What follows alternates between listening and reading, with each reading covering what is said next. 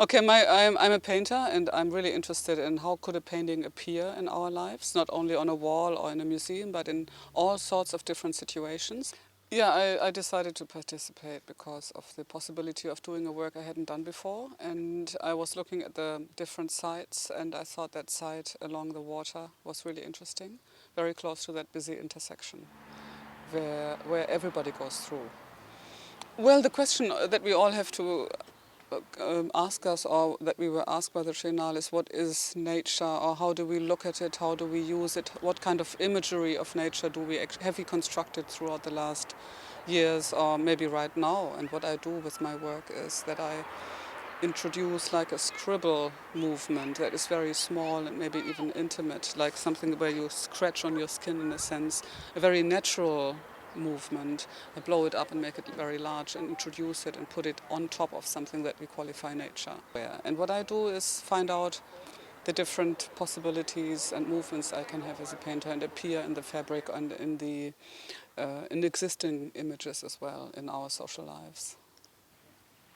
Yeah, I looked at the situation here, and I saw there is this patch from the beach up to the Royal Garden, and it has a lot of different levels. It's very hilly. It's actually like a landscaped situation from different levels and different areas. So the beach side is really more like a grassland and just connected to the water. Then comes a street that cuts through the piece, and then I have wasteland that I cut down to a very low grass so that I could paint on it, and I took shrubs off and rose bushes and stuff I could remove. And then on top is then the start of a memorial garden or the royal gardens, which is a totally different. What I do is I paint through it. So I kind of go over these different areas and compartments and kind of trespass from one area to the next and ignore the idea this is that and that is this and this is only made for that. So the painting can actually move through and cut open all these boundaries between these sections. So what I do is I kind of destruct, in a sense, that image we have, that illusion we have of nature.